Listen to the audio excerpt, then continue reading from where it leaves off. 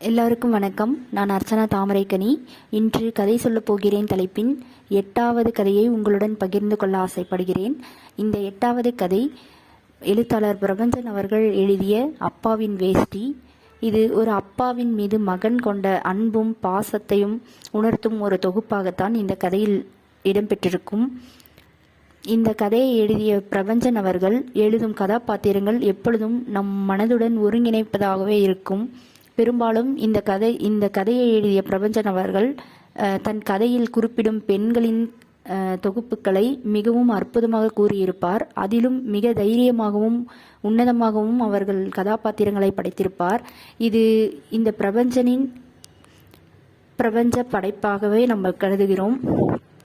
இதுபோன்று இந்த அப்பாவின் கதையில் ஒரு வேஷ்டியை எப்படி 2 பிள்ளைகள் காலம் காலமாக அப்பாவை பார்த்து ரசிக்கிறார்கள் என்பதை குறிப்பிட்டிருக்கும். கதைக்குள்ள போகலாம் வாங்க. ஒரு வீட்டில் ஒரு அப்பா இருக்காரு. ஒரு அப்பா, அம்மா, 2 குழந்தைகளில் முதல் குழந்தை ஆண் குழந்தை, 2வது குழந்தை பெண் குழந்தை.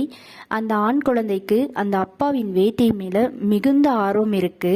அந்த வேஷ்டி எப்படி இருக்குன்னு அவர் விவரிக்கிறாருன்னா, அந்த வேஷ்டி பார்க்கறதுக்கு மிகவும் சிவப்பாக, அதாவது அடர்ந்த சிவப்பாகவும் இல்லாமல் கலர் மாறிய மங்கிய சிவப்பாகவும் இல்லாமல் நடுத்தரமான ஒரு சிகப்பு நிறம். அதை எப்படி அவர் விவரிச்சிருக்கிறாருன்னா, நம்ம புது செம்பு பாத்திரம் இருக்கும் இல்லைங்களா, அந்த செம்பு பாத்திரத்தை விலக்கி வச்சிருந்தா எப்படி புளி போட்டு விலக்கி வச்சிருக்கும் போது ஒரு பளபளப்பு இருக்குமோ, அந்த பளபளப்போட அந்த பாத்திரத்தை சூரிய ஒளி படுற இடத்துல வைக்கும்போது ஒரு பளபளப்பு இருக்கும் பாருங்க, அந்த பளபளப்பு மாதிரி அந்த கலர் அப்படி இருக்கும் அப்படின்னு விவரிச்சிருக்கிறாரு. அதோடைய பார்டர் எப்படி இருக்குன்னா, அந்த வேஷ்டியோடைய பார்டர் பச்சை வண்ணன் நிறத்துல இருக்கும். அது எப்படி இருக்குன்னா, ஒரு ஆறு முழுக்க பச்சை நிறமா இருக்கும்போது எப்படி இருக்குமோ அந்த மாதிரி இருக்கும். அந்த ஆற்றின் மேல சில அன்னப்பறவைகள் இருக்கும் அப்படின்னு சொல்லியிருக்காரு. அந்த அன்னப்பறவைகளை இவர் சின்ன வயசுல என்னன்னு சொல்லுவாருனாலாம், வாத்துகள் அப்படின்னு சொல்லுவாராமா. அம்மா அது வாத்து இல்லை, இது அன்னப்பறவைகள் அப்படின்னு சொல்லுவாங்களாம். அப்போ அந்த பையனும் அவங்க தங்கச்சியும் என்ன சொல்லுவாங்கன்னா, இது அன்னப்பறவையா இருந்தா என்ன, வாத்தா இருந்தா என்ன, எப்படி பார்த்தாலும் ஒரு உயிர்தானேம்மா அப்படின்னு சொல்லி முடிப்பாங்களாமா. இப்படி ஒரு வேஷ்டி இருக்கு. அந்த வேஷ்டி ஒரு பட்டாளான வேஷ்டி. அந்த வேஷ்டியை தன்னுடைய அப்பா எப்படி பார்த்துப்பாரு அப்படின்றத பத்தி அடுத்த இதுல பார்க்கலாம். இப்போ அந்த வேஷ்டி இருக்குன்னா, அவர் அந்த அப்பா எப்பொழுதுமே அந்த வேஷ்டியை கட்ட மாட்டாரு. ஏதாவது ஒரு முக்கியமான பண்டிகையிலையோ இல்ல தாத்தாவுடைய தவசத்தப்பையோ தான் அந்த வேஷ்டியை எடுப்பாரு. அப்படி அந்த வேஷ்டியை எடுக்கும்போது, அவர் உடுத்தும் போது அந்த பிள்ளைகளோட சந்தோஷம் மிக அளப்பரியது. ஏன்னா அந்த வேஷ்டியோட அவர் உடுத்துறதுக்காகவே முன்னாடியே அவங்களுக்கு தெரியும்ல, நாளைக்கு ஒரு ஃபங்க்ஷன் வருது, ஒரு விசேஷம் நடக்குதுன்றது. அதனால முன்னாடி நாள்ல இருந்தே அப்பா அந்த வேஷ்டியை கட்டுவாருன்னு மிக ஆர்வமா எதிர்பார்த்துட்டு இருப்பாங்களாம். அப்படி இருக்குமா அந்த பட்டு வேஷ்டி. அது அப்பா வைத்திருக்கிற இடம் இருக்கிறதுலே மிகப்பெரிய அலமாரியா இருக்குமாமா. ஒரு சாதாரண ஒரு உயர் அலமாரியா இல்லாம 3 அகல அலமாரியா அது இருக்குமா.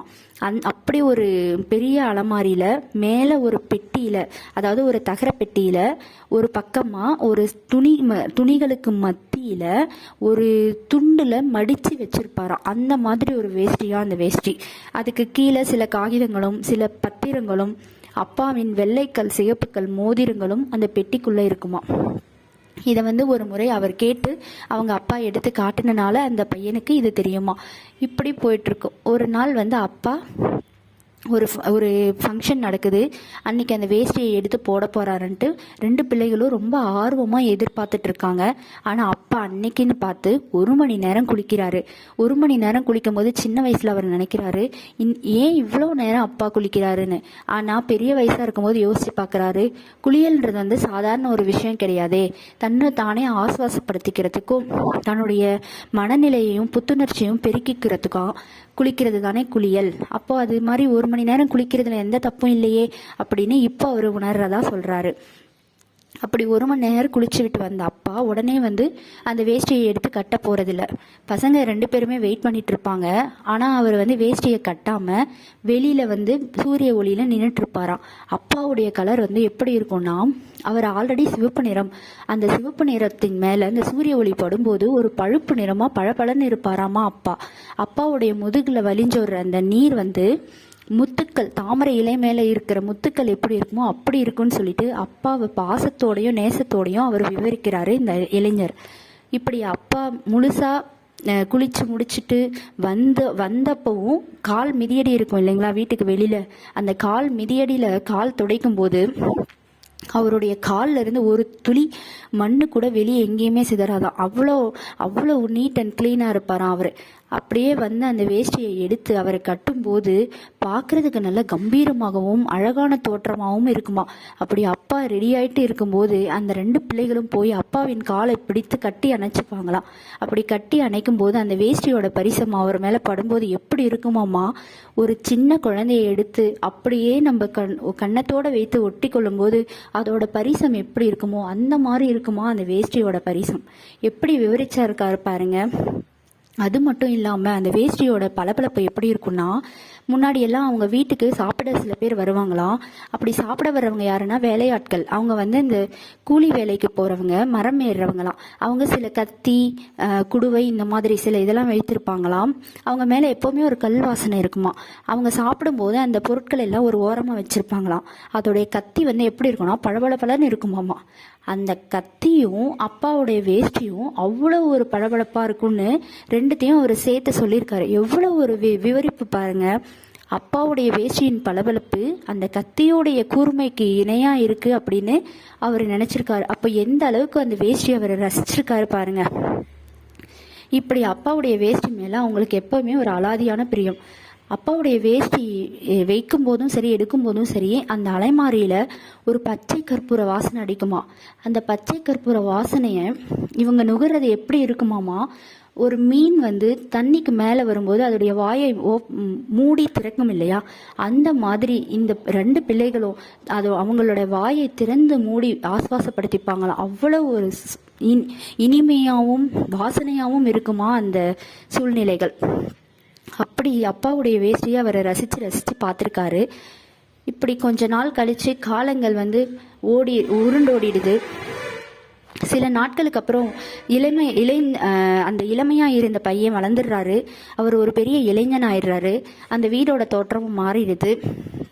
அப்போ அவர் அடிக்கடி அந்த அப்பாவின் வேஷ்டியை வந்து நினச்சி பார்க்குறாரு. அப்பாவுடைய வேஷ்டி இப்படி இருக்கும் அப்படி இருக்கும்னு சொல்லிட்டு.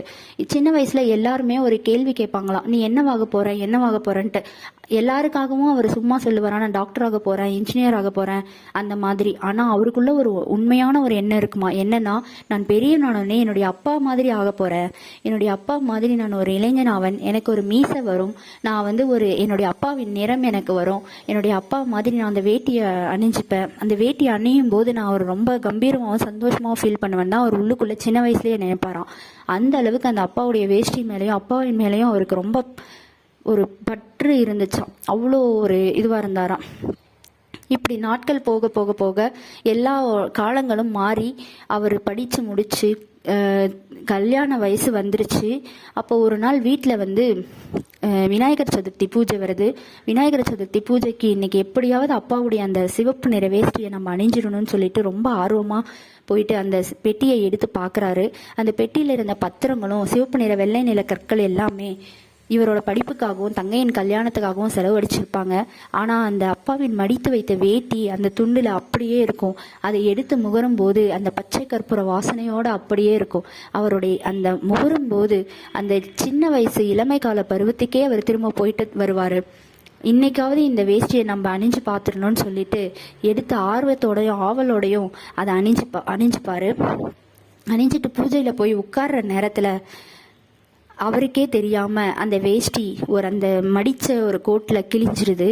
அந்த கிழிஞ்ச உடனே அவருடைய மனசு எப்படி தெரியுமா இருக்கும், நான் ஒரு குழந்தை இருட்டில் படுத்துட்ருக்கு, அந்த குழந்தைய நம்ம தெரியாமல் மிதிச்சிட்டோன்னா ஒரு வலி இருக்குமே, அந்த வலியை அவர் அப்பாவின் வேஷ்டி கிழிஞ்ச உடனே உணர்றாரு. ஒரு முறையாவது இந்த வேஷ்டியை கட்டி பார்க்குறோன்னு நினச்சோம், இப்படி அப்பாவுடைய வேஷ்டி கிழிஞ்சிருச்சே அப்படின்னு சொல்லிட்டு அவர் ரொம்ப வருத்தப்படுறாரு. உள்ள சமையல் அறையிலிருந்து அம்மா வராங்க. என்னடா அப்பாவோட வேஷ்டி கிழிஞ்சிருச்சா, அது பழைய காலத்து வேஷ்டி, அப்பா காலத்துது இல்லை, அது அப்படி தான் கிழியும் அப்படின்னு சொல்லி அந்த கதையோடைய இதை அம்மா மாத்துறாங்க. அதாவது பையன் வருத்தப்படக்கூடாதுன்னு சொல்லிட்டு, போப்பா போய் உன்னோட வேஷ்டியை கட்டிட்டு வா, சீக்கிரம் பூஜை ஆரம்பிக்கலாம் அப்படின்னு சொல்லி முடிக்கிறாங்க. இவர் உள்ளே போய் அந்த ஃபீல் பண்ணுறாரு பாருங்க. தன்னுடைய அப்பா தன்னுடைய காலத்துக்கு கூட இல்லை, இப்போ அப்பாவோட ஞாபகமாக வச்சிருந்த வேஷ்டி இல்லை அப்படின்னு சொல்லிட்டு அவர் வருத்தப்படுறது அந்த கதையோட படிக்கிற நம்மளுக்கு நல்லா புரியும். அந்த அளவுக்கு அந்த கதையை எழுதியிருப்பாரு. இது வந்து நம்ம இந்த கதையை கேட்கும் போதும் படிக்கும் போதும் எப்படி இருக்கும்னா, நம்மளோட இளமை காலத்தில் நம்ம சின்ன வயசில் அப்பாவை பார்த்து நம்ம இன்ஸ்பயர் ஆகிருப்போம்ல, நம்ம அப்பா இப்படி அப்படின்னு சொல்லி ஒரு பாசத்தோடையும் இது நேசமாகவும் இருப்போம்ல, அது அப்படியே இவர் பிரபஞ்சன் வந்து இந்த அப்பாவின் வேட்டை கதையில் ஒரு கேரக்டர் வழியாக நம்மளுக்கும் கொடுத்துருப்பாரு.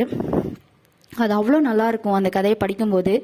அப்பா மேலே பாசம் இருக்கிற எல்லாருக்குமே அது வந்து ஒரு ஸ்பெஷலான கதைன்னு தான் சொல்லுவேன். எனக்கு இது ரொம்ப ஸ்பெஷல், ஏன்னா எனக்கு எங்கள் அப்பாவை ரொம்ப பிடிக்கும். உங்களுக்கும் உங்கள் அப்பாவை ரொம்ப பிடிக்கும்னா இந்த கதையை ஒரு முறையாவது படித்து பாருங்கள், இதை கேட்டு பாருங்கள். வேறு ஏதாவது இது மாதிரி கதை இருந்தால் சொல்லுங்கள், கமெண்ட் பண்ணுங்கள். தேங்க்யூ.